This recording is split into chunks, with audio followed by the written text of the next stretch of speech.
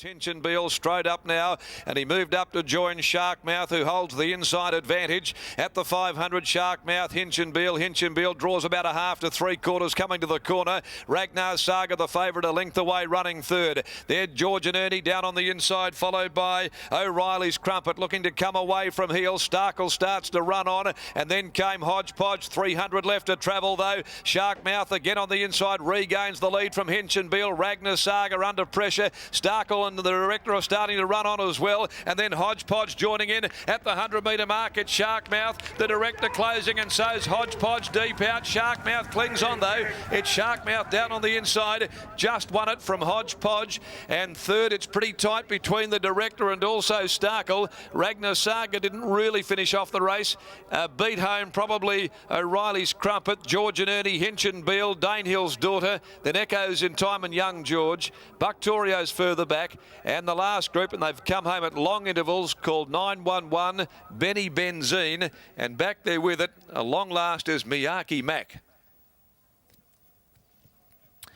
Sharkmouth, ridden by young Freddie Kersley, has just held on, was headed off by Hinchinbeel just before the home corner, and then rallied strongly Sharkmouth after a couple of placings, beaten narrowly to it its last two runs. Hodgepodge, which is trained by young Fred Kersley, so there's a unique situation. The winner ridden by Fred Kersley, the runner-up trained by Fred Kersley. And waiting on third, 2-8 and a photo here after the last event of the day, but he certainly showed plenty. Drew one, was able to posse up there. He jumps out of the gates nice and cleanly, Sharkmouth. And although he had pressure put to him, Hinchinbeel is suspect, that is for sure. And he put the cue back into the rack nearing the 250-metre point. Sharkmouth was able to rally. Ragnar Saga's the one here, the favourite that was called upon by Pike. And he just really only ground. He couldn't let down. The director got past him, so did Starkle and Hodgepodge deep out. But at the end of the day, Sharkmouth, after getting that nice little economical trip down on the rails, has just been able to hold on at the $5.70 and $2. He's by Danehill Express and out of Crown Thorpe for Steve Sauzier, P. Scorer, D. McHugh, C. Guy and J. Bishop, trained by Albie Beckett and Freddie W. Kersley in the saddle. Number 8 is second, Hodgepodge, by Kendall Star out of Tester Magic for Judith Kersley, trained by Fred Kersley, ridden by Randy Tan, 320. Third, number 4, The Director, by Danehill Express out of About Carla for Joanne Andrews, Ken and Helen Gregson and Isaac and Estelle Cohen, Brad Parnham and Trevor Andrews combining. It'll pay $2.40. Starkle has run 4th and Ragnar Saga is 5th home. So 124.99. 35.16 the split, a short neck, a half a length margins there to the 7th and last on the program. Let's head down to Adam, who rounds it all out in the yard as young Fred Kersley comes back aboard Sharkmouth for veteran horseman Albie Beckett.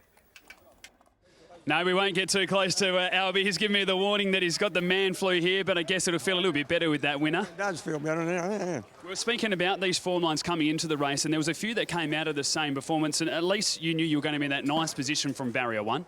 Yeah, the way Fred's been riding him is, you know, he has him up there good. He runs for Fred for some reason, I don't know.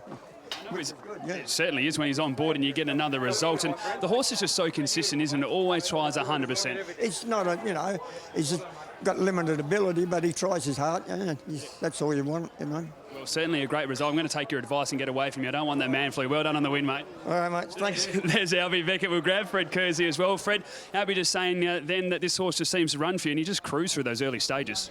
Yeah, look, the horse does.